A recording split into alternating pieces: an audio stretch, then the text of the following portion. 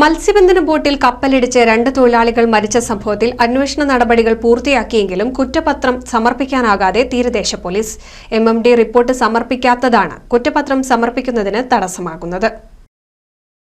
അപകടത്തെക്കുറിച്ച് മർമ്മപ്രധാന കണ്ടെത്തലുകൾ മർക്കന്റൈൽ marine department ഉദ്യോഗസ്ഥർ ഇതുവരെ സമർപ്പിക്കാത്തതാണ് തീരദേശ പോലീസ് നടപടി വഴിമുട്ടാൻ കാരണം.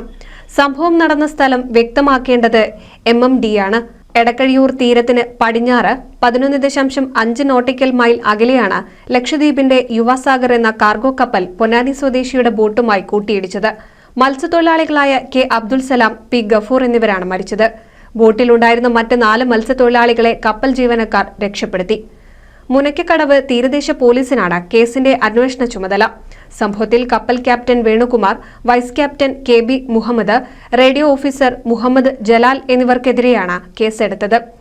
ഇവരിൽ നിന്ന് പോലീസ് പ്രാഥമിക മൊഴിയെടുത്തിരുന്നു. കഴിഞ്ഞ 18-ന് മുനക്കക്കടവ് തീരദേശ പോലീസ് സ്റ്റേഷനിൽ ഹാജരാകാൻ ആവശ്യപ്പെട്ടിരുന്നുവെങ്കിലും പിന്നീട് MMD റിപ്പോർട്ടിന് ശേഷം ഹാജരാകാൻ ഇവരോട് ആവശ്യപ്പെടുകയായിരുന്നു. ഇവർ 3 പേരും ജോലിയിലേക്ക് തിരികെ എത്തിയതായാണ് സൂചന. NCV news, Ponnani.